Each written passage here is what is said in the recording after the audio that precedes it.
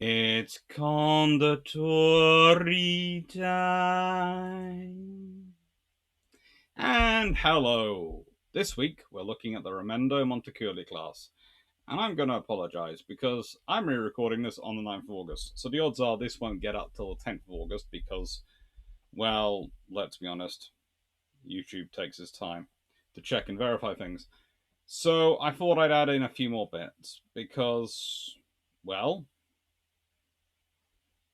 I'm doing this because the one I recorded before I went away, I no longer like. So I'm recording another one. But before I do so, I'm going to show you some of the books I've been using to talk about it, to further my understanding of their performance in combat. We have Philip Vian's Action This Day, always useful for Mediterranean battles. Always really useful for Mediterranean battles. And by the way, for those who don't know, the camera is there. The screen which is recording me is there. The notes are there. So that explains the entirety of my eye movements. Confronting Italy, which is the Mediterranean surface actions in 1940. Always fun to read. And both that and this book are done by Britannia Naval History Series, and this is Between Hostile Shores.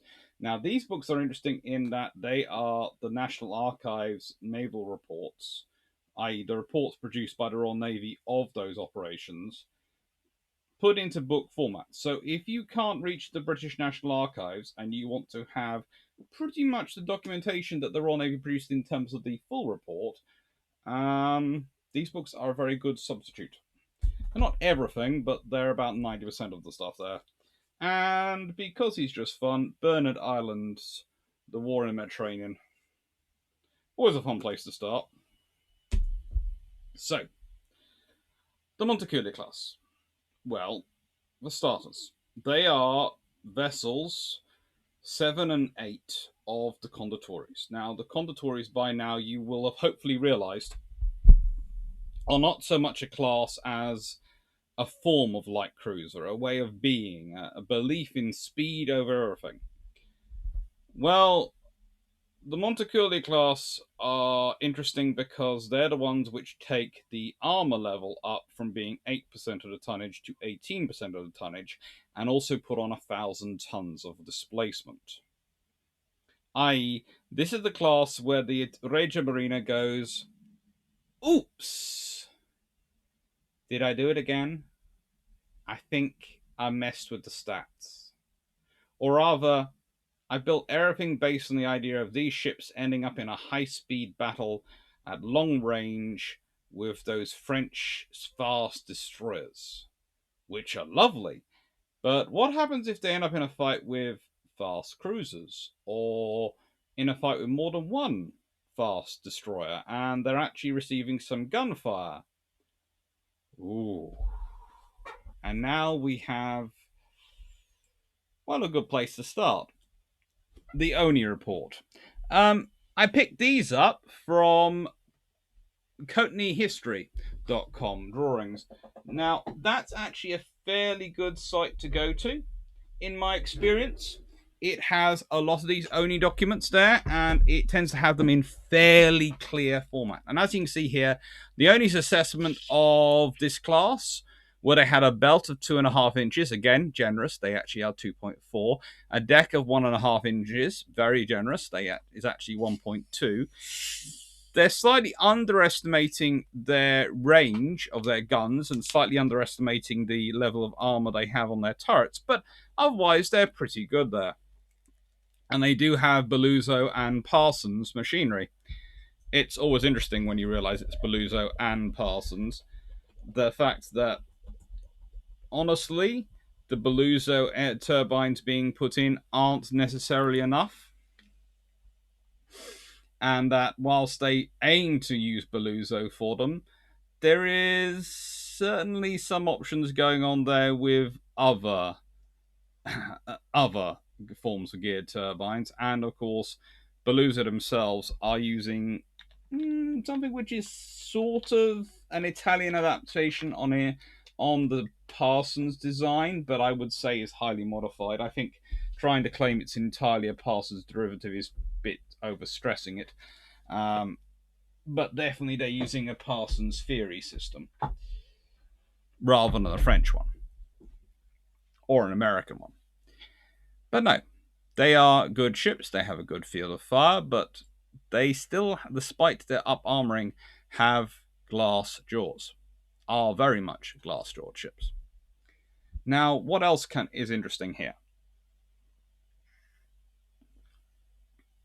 Well, the thing I like about this picture, and the reason I put it in, is because you get to see where they put their 47mm guns. You get to see where they put their 6-inch guns. Their two pairs of twins forward, but then the 47mm are all aft, which is a rather interesting idea. Does it suggest that they presume the enemy air attacks are going to come from aft, but then you realize that the aftmost of those guns cannot fire really directly aft, only over X turret. So, okay, is it a sideway? Is it sort of suggesting that they think they're going to come from the port quarters? Well, that would be suggested from the layout, or that's just where they decide to put them because it balances with the ships and the engines facilities. But it is a fairly concentrated AA armament for such a ship. But no, they are striking looking ships, and they do have that protection of their conning tower. They have a 3.9-inch better armor around the conning tower. And if we can look again, this one, you can see the conning tower, it does go quite high up in the ship. That's going to be a lot of weight high up in the ship, which is going to affect your balancing and is going to affect your center of mass. Anyway, key figures. They're 7,500 tons in standard versus the 6,500 tons that you'd found at the Gusianos. Nearly, well, let's be honest, it's 6 tons off. 9,000 tons fully loaded. 182.2 meters long, beam 16.6 meters, and draft of 5.6 meters. Propulsion, theoretically Belluso geared turbine supplied by 6 Yarrow boilers driving 2 shafts with 106,000 horsepower for a top speed of 37 knots, a range of 4,122 nautical miles at 18 knots. Complement 578. It's fairly average for a cruiser this size. Sensors and processing systems, well, they don't get these till 1943, but it's worth noticing that what they do get, they get the Guffo radar and they get the Metox radar warning system. Both fairly decent for their period, but let's be honest, they are getting their first generation in the period when the Royal Navy, the US Navy are probably on about their third generation. Armament: 8 6-inch guns, 6 100mm guns, or 4-inch, well, roughly 3.9-inch, more than 4-inch, but yeah. You can round it either way. 8 37mm in 4 twin mounts. They're a good, useful weapon system. 8 13.2mm guns in 4 twin mounts. So really you have quite a diverse AA mix. 4 21-inch torpedo tubes in 2 twin launchers. And we see the armor. So they're light on torpedoes. Their guns are all twinned, but they do have very good range finders. And their aircraft, 2 aircraft with 1 catapult, although, as you'll notice, only says 3 aircraft. There is a debate vis-a-vis the central slot. I.e., there is a difficulty fitting the aircraft. And I would almost be tempted to say the third slot is more about lining up for the crane in the center than for actual storage of aircraft. But there again, why not store an aircraft on the catapult and an aircraft in that slot, and then you're done and you don't need the extra rails? It's a complicated time. But these are the stats. Anyway, Raimondo Montecuccoli has an interesting pre-war life. Pre-World War II, she spends most of her time in the Far East. She is launched in October 1931. Well, no, laid down in October 1931, or launched in August 1934, commissioned June 1935 and decommissioned in June 1964. She serves the Italians, the Regia Marina, for nearly 30 years. She's scrapped, which is quite a nice way to go when you're a cruiser which has served that long. And really, Marina Militaire, of course, after World War II. But really, she does very, very well. She visits Australia in 1938. She spends most of the time, as mentioned, in the Far East, protecting Italian interests during the Second Sino-Japanese War. In November 1938, she's, of course, relieved by the Bartolomeo Colini, but she is the Italian presence in the Far East. And again, this is something we don't often think about when we're looking about Italian cruisers and Italian ships. The Italians like to have a presence around the world. And that was something which prior to World War II was fairly standard. You would have your presence around the world. They would be light cruisers or cruisers, and pretty much every nation, what today might be categorized as medium powers and above, had their global presence, had their systems for making sure they had presence around the world, and the Condottieri were part of that for the Italian Navy. This also means that, in many ways, other nations get a lot of chance to look at these ships. Now, she is, of course, named for Raimondo Montecuccoli. Now, who was he? Well, he's rather an interesting one, and here's this chap, still getting used to this side, rather spiffing looking as he is. He's an Italian-born professional soldier, serves the Habsburg monarchy mainly. He is considered one of the people who came up with linear infantry tactics. He was very controlled on the battlefield. He was considered the equal in his period of Turenne, the French general, who was fairly successful as well. And took part in the 30 Years' War and the First War of Castro, Second Northern War or Austro-Turkish War, and also part of the Dutch War in the Rhineland campaign. Was awarded the Golden Fleece as well at one point. He was a fairly capable, fairly successful officer. And the other general in his period, Conde, is one sort of he ranks up with. His success in halting the Turkish advance hailed him as the savior of Europe at one point. And his most famous quote is, "For war you need three things: one, money; two, money; and three, money." Which I do love. I think it's really something worth remembering. But it's also rather interesting that they name the ship after him and they don't use the motto money, money, money. I know it's many, many years before the ABBA song, but still, that would have been such a good motto.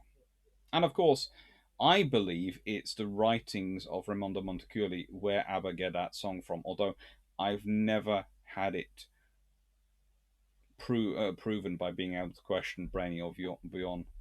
I think I should put the question to them, but I've never done that so far. Anyway, the other ship in the class is named for Muzio Attendolo Sforza, who, of course, is the founder of Sforza dynasty, led Bolognese Florentine army at the Battle of Castello, and that's this one. Hang on. Yeah, no, wrong. There you go.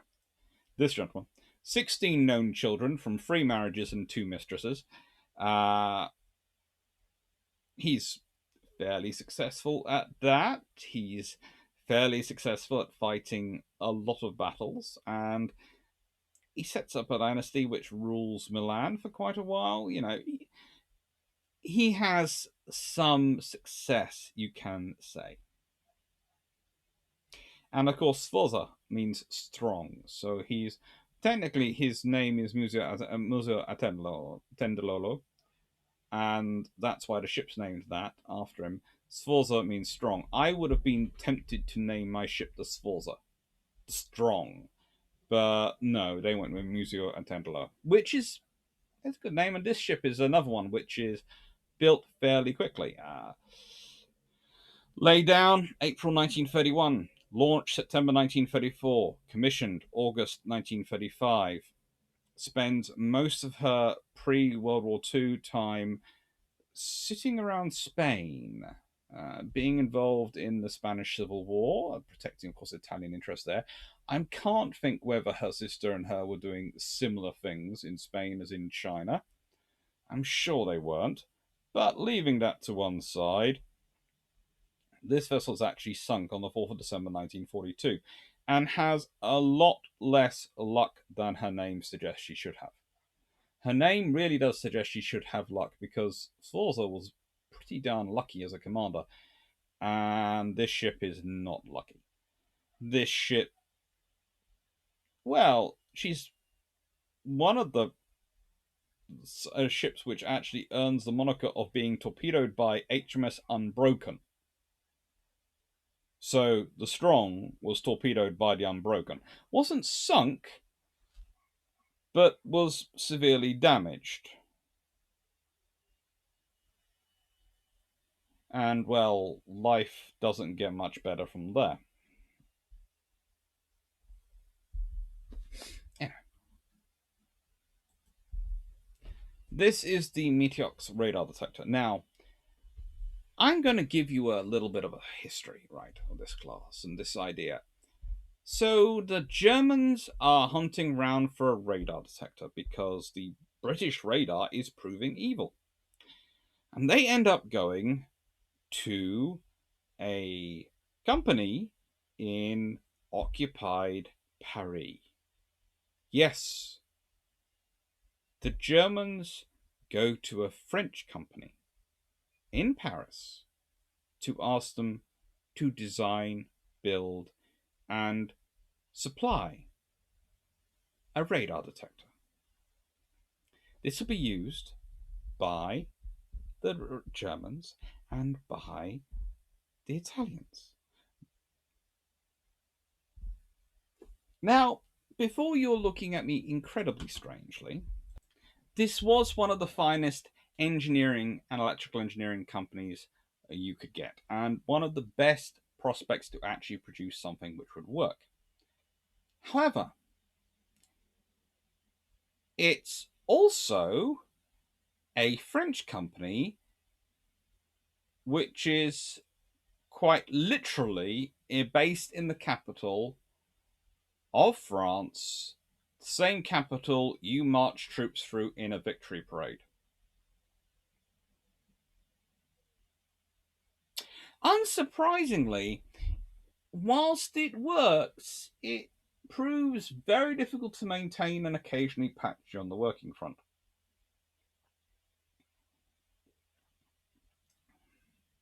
We can never be quite sure whether it's its complexity, which means it goes wrong, or whether the French actually designed it to go wrong.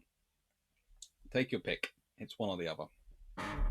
But it's what they're fitted with in 1943.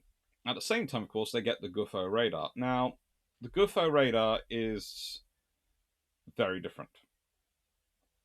It was developed by the Regia Marina itself, three of its technicians: Ugo Tiberio, Nello Carrara, and Alfeo Brandamate in 1936 to 37. It's then stalled by budget cuts. Money, money, money. Until 1941. At which point, after having had the night actions where they fought the Royal Navy, the Italians suddenly go, we need this. But here is where the things that often bite the Italians happens. They can either produce bespoke equipment incredibly good, but very slowly, or they can try mass production and it will all fail. They are never one, they are always one or the other. They are never in between. And honestly, the radar sets are produced by the company Safa. 12 of them are installed on warships by September 1943. So 12. The first field tests were conducted on a torpedo boat in April 1941. to Giasanto Canary. So, yeah, and the radar was used in combat by Scipio Africano in July 1943, while on passage from La Spezia to Taranto. Uh, that's when she detects and engages a flotilla of 4 British torpedo boats ahead in the Straits of Messina, and managed to destroy one. The British suddenly go, "Oh, the Italians have radar." That's going to be problematic. This is the beautifully not named Imam Row 43, and there is a dispute over how many of these are actually built. Some will say between 200 and 240. Some will say as little as 190. Myself, I think some of the issue is some of them are upgraded and some of them are modified, and the Italians lose enough that there are issues. But also there's the fact that these aircraft are really quite critical for the Regia Marina in trying to get control of its own organic aviation reconnaissance. The pilots and things are still supplied by the Regia Aeronautica, but they are based off the ships. And this is critical. They have a similar arrangement as the Fleet Air Arm pre the return to the Admiralty with the Royal Air Force. Sort of, that's a similar arrangement going on between the Regia Marina and Regia Aeronautica. And land-based aviation reconnaissance is proving to not provide the information they need. With no carrier, they have gone with the option that they claim almost is entirely unique to them of putting these aircraft on everything they can. So, actually, kind of like every other navy in the entire world, then, at this period, all making the same choices. It was specified that this aircraft had to be able to go at around 300 kilometers an hour for 1,000 kilometers range, and that was the requirement to them. Now, what they could do, hang on. It was specified that they had to be able to do 240 kilometers an hour, that's 149 miles per hour in the air, and have a range of at least 600 kilometers or endurance of 5.5 hours. Now, the aircraft actually ended up with a top speed of 300 kilometers an hour, that's 190 miles per hour, at 2,500 meters or 8,202 feet.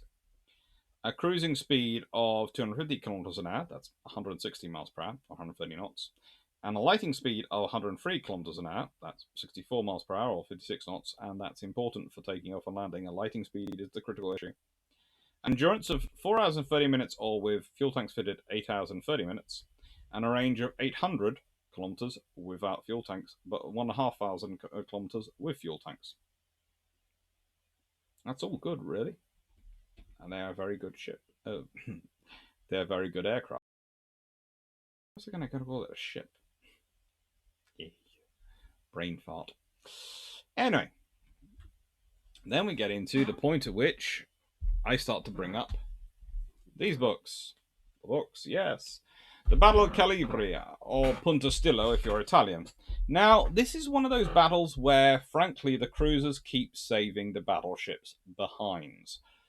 So, despite it involving Giulio Cesare, my favourite Italian battleship, mainly because it seems to live a charmed life, and Warspite, and the fact that they are attacking each other at 24,000 meters, or 26,000 yards apart, and the fact that they are smashing away quite happily, and the fact that the Italians have the rule that, because of Jutland, they only allow one battleships to work shippo on shippo, You can only engage one target. One ship can engage that target, because otherwise their view is you will get distracted by the fall of shot, and therefore you won't accurately know where your shot is falling, and therefore you won't hit your opponent. All that takes place, but reality, it's the cruiser engagement at the beginning and the cruisers helping cover the end, which really matters. And the cruisers are critical to this operation because, as mentioned earlier, you have 12 condottieri, and the Italians have literally every condottieri they own in this battle. They're either in the 7th Light Cruiser Division, which has Eugenio de Salvo, Emanuel Filberto Duca de Osta, Museo Tendolo, and Raimondo Montecuccoli, i.e. the 2 vessels covered by this video. Or they're in the 2nd Light Cruiser Division, which is providing close convoy escort, the Giovanni del Bandenier and the Bartolomeo Collini. Or they are with Admiral Ingio Campione in the 1st Fleet, and they are part of the 4th and the 8th Light Cruiser Division, which includes Albrecht de Barbione, Alberto de Gassiano, Luigi Candona, Armando Diaz, Luigi de Salvo, Duca de Rigli Abruzzi, and Giuseppe Garibaldi. Sometimes all 12 are out there fighting. They are the ships which engage. They're the ones which provide, especially at the beginning, a fusillade of 6-inch shells which rain down on the British cruisers. The problem is that the British cruisers have armour. So whilst the Italian rangefinders allow them to get the first shots in, and the speed allows them to dictate the pace of battle to an extent, the fact is the British cruisers are better designed to withstand the impact of damage. They get hit by anything, they can usually keep going. The Italians, especially the first 6 of the Condottieri, are just not designed for that. If they get hit, they are down and out for the count. And the Italians know this. And I would say this is why this battle, which is declared as indecisive, it does result in a light cruiser being damaged and 2 destroyers being damaged for the Royal Navy. It involves a battleship, a heavy cruiser, and a destroyer being damaged for the Italians. There is also quite a lot of damage in a superficial sense done to the light cruisers by the nearness of some of the blasts and some of the hits. But both sides do use a lot of 6-inch shells for not much impact. Now, the first battle of Sirte is a different kettle of fish. This battle is characterized by both sides not wanting to really fight a battle. Both sides are covering convoys, and basically when they bump into each other, the Italians slowly chase the British slowly withdraw, and everyone keeps at a distance until you get to night. Now, at roughly 6 o'clock in the evening, they had first sighted each other. And it's just after sunset that there's an air attack on the British ships, which they return fire with their anti-aircraft guns. And this shows you some of the problems of night fighting, because even though the Italians don't have radar when the first Battle of Sirte takes place, the fact that the British are firing at aircraft reveals their position and allows the Italians to coordinate a night strike on the British with their surface ships. They bring in their covering force and they open fire at roughly 32,000 meters. Now, this is well out of the range of the British guns, within range of the capital ships the Italians carry, but they don't have that many capital ships there. They just have the Giulio and the Andrea Doria, the Giulio Cesare, and the Littorio. They have 4 battleships. Okay. So, you're going to sit there and go, well, actually, Alex, that's quite a lot. That's quite a large percentage of the Italian battleships. Yes. But doing this all at night, and what they're firing with, they are literally focusing in and a very slow rate of fire with their longer range guns. Even the Gozzi and Trento, the 2 heavy cruisers they have with them, are not really able to get in the fight. They try, but they're not really able to get into it. The British, well, they have light cruisers, and light cruisers, and they only have one fast merchant vessel. So pretty much what they do is the fast merchant vessel goes off with a couple of destroyers escorting it, and the rest of the force dives into what can best be described as Night Strike Vian. This might explain why the Italians decide to stay around, firing only for 15 odd minutes. Because they do realise that the British will be doing this. Kipling lost a midshipman, that's one of the British destroyers, due to a near miss from an 8-inch shell, or possibly a shell splinters fired from those shells fired from Andrea Doria and Giulio Cesare. After all, those shell splinters were what knocked out, we're fairly sure, the wireless aerials and hold the hull superstructure in ship's boats. So it would make more sense it came from those, but the other option is an 8-inch. Now, the British tell of lots of warships which were punctured by splinters but carried on, but the Italians do claim that HMAS Nizam, one of the Royal Australian Navy destroyers, was damaged by near misses from the Mistral, the Italian destroyer. But the fact is, the Italians are winning in the daylight. They are absolutely all dominant. They've got 4 battleships. And in the dusk, and as night's getting drawing in, they are still very dominant. But the moment night comes on, when their light cruisers can no longer counter successfully British destroyer attacks and British light cruiser attacks with torpedoes, especially, the Italians break off. Sensibly. Operation Harpoon, well, this has many, many battles involved, and again, the Italian light cruisers play a strong part in it. They are part of the strike forces. They are part of the forces which really come out. And honestly, the Eugenia de Savoia and the Raimondo Montecuccoli are the core of the force. Yes, the Italians bring out destroyers and lots of aircraft, but these 2 cruisers coming out are the big things. Do they have it go their own way? Not really. But Operation Harpoon is not a nice operation for the British, and it's made not a nice operation for the British because of the cruisers. Because of this picture, for example, the Eugenia de Savoia. They are Condottieri, they are fast, they are able to do exactly what they are supposed to do. And what they're supposed to do is raid in and attack merchant convoys. Remember, that's part of the idea behind these ships, to be the vessels which go and strike the convoys. And strike them hard. Although, this time, the Royal Navy's convoy does include things like Malaya, which, well, is part of the Force W covering force.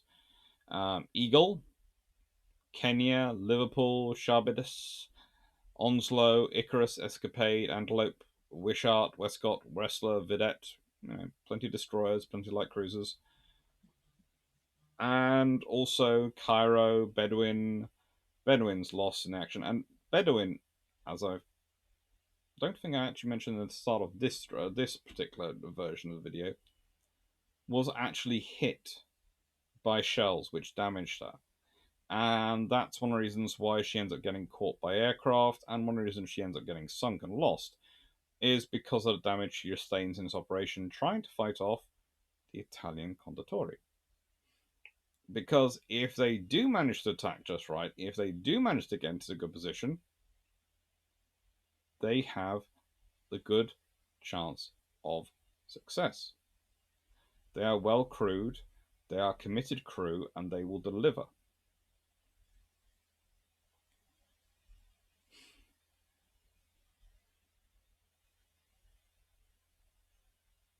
the 5 fleet destroyers and the convoy escort are what put up a smoke screen and try to attack the Italian squadron, kind of like Seek, etc., and others had done previously. But it's during putting up the smoke screen, it's during trying to drive off the Italian destroyer and cruiser attack that Bedouin and Partridge are hit. Which is probably the difference of taking on a battleship with a destroyer versus a light cruiser. The way you handle it, the cost calculation it goes through your head is different.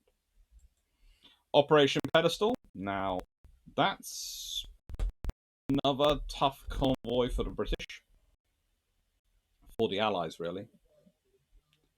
And again, though, it has impacts because the Royal Navy realize it's going to be a tough impact and realize it's going to be a tough exercise, and they deploy submarines appropriately.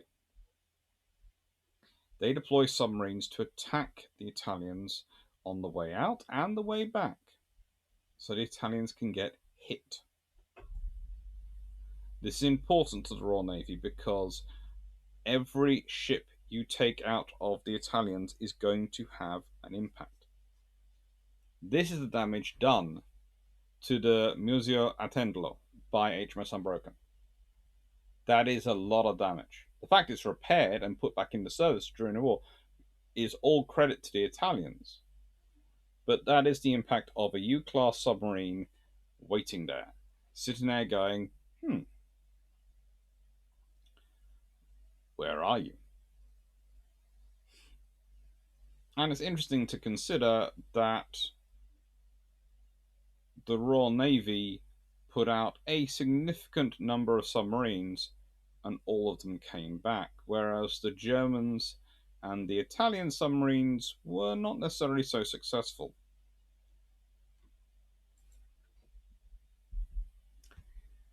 Now, why have I got St. Barbara's Day bombing and B-24 Liberators here? A, because I love the Liberator. B, because it did more for World War II than the Flying Fortress ever did, no matter how many cool movies get made about the frigating Flying Fortress. And 3, St. Barbara's Day bombing. Now, why does this come in? Well, this is actually quite a cool story.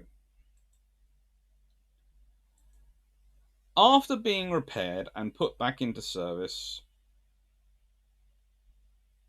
the Museo, I'm just going to keep calling Museo, carries on being part of the 7th Naval Division, carries on doing that role, but its main job is actually just backing up the Littorio class battleships in the 1st Squadron. In December, though, and this is the important point, in December 1942, the B-24 Liberator bombers start going, ooh, we can start bombing Naples. Which was, by this point, the Italians' most important naval base, as Taranto was considered a dangerous harbour for major ships. Can't think why it was considered a dangerous harbour for major ships. There's nothing really happened there. And so Liberators and Wellingtons start turning up and bombing away. And on the 4th of December, that's St. Barbara's Day, and you can be confused for thinking, St. Barbara, is this a very modern saint? I was kind of interested. I had to admit, when I saw it listed as St. Barbara, because I didn't really consider Barbara to be a older name, but, well, apparently she's a 3rd century saint. Although references to her life do not appear until the 7th century. And she doesn't really get properly venerated till the 9th century. She was removed from the Roman calendar in the 1969 revision, though not from the Catholic Church's list of saints. And she's often portrayed with miniature chains and a tower. I am still unsure as to why anyone would imagine someone called Saint Barbara unless there was a real person. But the fact is, there's actually a feast day a feast of Saint Barbara in Italy, and that's a common thing in December. It's apparently the December the 4th represents the day of martyrdom for her. Anyway, on this day, maybe Barbara was martyred, but certainly Muzio was. Because the Italians confused them with a formation of Ju-52 transports coming in. And thus they were over the port before any anti-aircraft defences actually opened fire on them. Which is not a good scenario when you're dealing with B-24s, because if you wait to fire on them till after they are over your head, they will tend to drop a lot of bombs on you. And a lot of bombs. Now, one bomb nearly missed the Eugenia de Savoia, but caused moderate damage to the aft of the hull. Raimondo Montecuccoli was hit amidships by a bomb just inside the funnel, but luckily, this bomb destroyed the funnel, but the armoured grating prevented it from going to the vital machinery. Always nice to have the vital machinery. Muzio was hit in midships by one, possibly two bombs between superstructure points. This cut off her main power and took her out of the fight. And then the raid carries on, and it gets worse. Muzio is left with no power, damage below the waterline, flooding, and fires aft. The fires aren't finally extinguished until there's another air raid alarm sounded, which sends a repair crews and craft scrambling for cover. This proves to be another false alarm, but it's happened. And during the time of those repair crews getting off and leaving her and all that stuff in a panic, the ship rolled roughly 180 degrees, settled to the bottom at her moorings at around 22:19 hours in the evening.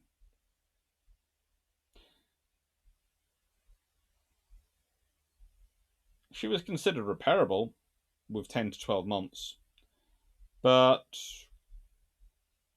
nothing happened before the Italian armistice with the Allies, and the ship was used as a dock during the Allied occupation, and after the war it's just not considered recoverable.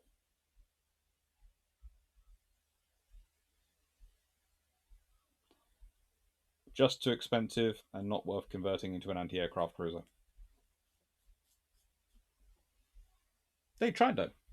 These ships, in many ways, represent a balance between the Condottieri as they start out and as they will become later. It's the idea of still trying to stick true to the Condottieri ideals, whilst actually admitting that there is a slight problem with the idea. And they are good ships. But they have a really, really tough war. Because every time they look they're about to win and like they're about to do really cool stuff, they get knocked. Oh, I haven't underlined their Raimondo Montecuccoli in this one. I'll have to fix that. But next week is going to be the Algerie, and of course a continuation of 5 problems and how to fix them. And here are the lives coming up. So we have cruiser actions of the Spanish-American War. That's on the 11th of August, so that's this week. Then we have Science Fiction Strikes Again on the 21st of August. That's the next live after that. 25th of August, we have the Selborne Fisher Scheme. 28th of August, we have some cruiser readings. 2nd of September, 5 ways to fix the fleets of World War II, 1939 to 1940. Yes, I divided it into 2 lives because honestly, there is so much to discuss that I had to divide it 1939 to 1940 and 41 to 42. 2nd of September, 4th of September, question and answers on naval history till the brew runs out. 11th September, question and answers on naval history till the brew runs out. And then 16th September, 5 ways to fix the fleets of World War II, 1941 to 2. And then 18th September, questions and answers on naval history till the brew runs out. Why have I done that? Well, I am going to be travelling a lot with family and sorting out various things in those 2 weeks. I have my mum's birthday, I have all sorts of weird things going on. So there will be recorded videos going up and doing a lot of things while I'm away and wandering. So I hope you'll enjoy them. There's going to be another series. This is a series of my own creation rather than Wayne Borean's idea. But I also wanted to do some lives while on the road, and I decided those were lives I could do very well because, and this will sound terrible, those are the sort of lives where I don't need to have a huge stack of books because they tend to be draw from breadth of knowledge rather than depth minutiae in those terms of lives. In my experience of doing them, they require breadth, which I tend to have with me anyway, not me going, hang on, what's that? 6.1 inch or 6.12 inch and that sort of thing. So, easier for me to do while wandering around. Then we're going to have the September patrons in 62 and 63. And then we get into October. Now we've got the Battle of Aruzio, which I know is a land battle, but I want to talk about it because it's key to the implementation of the Marian reforms. And it's a very interesting instruction, Dem and the Marian reforms, on how you reform a military, how you get it to upgrade itself. And the Battle of Navarino, because, well, who doesn't want to do a battle which involves the Russians, the French, the British, the Turkish, and the Greeks?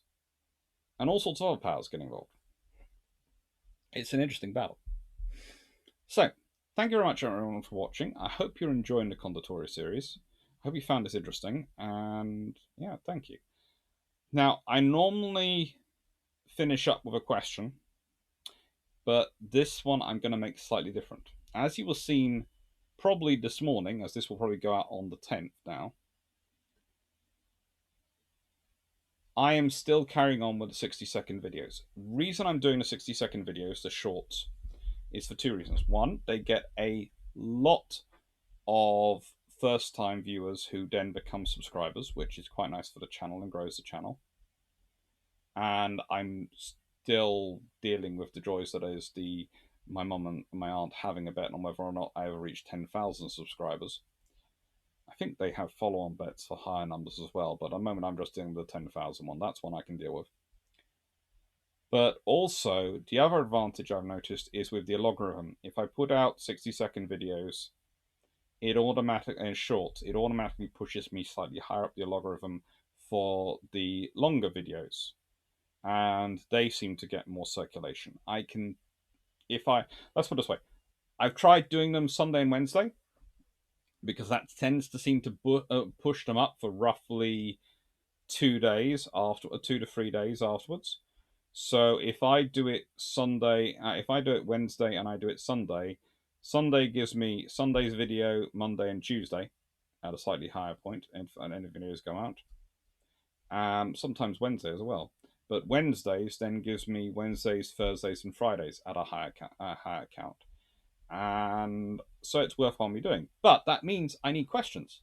And I'd love questions from you. I'm supplying quite a few of the questions at the moment, but I do have a post on the social page of the part of this channel that you can go and comment with suggestions for what you'd like answered in 60 seconds. And remember, it does have to be answered in 60 seconds.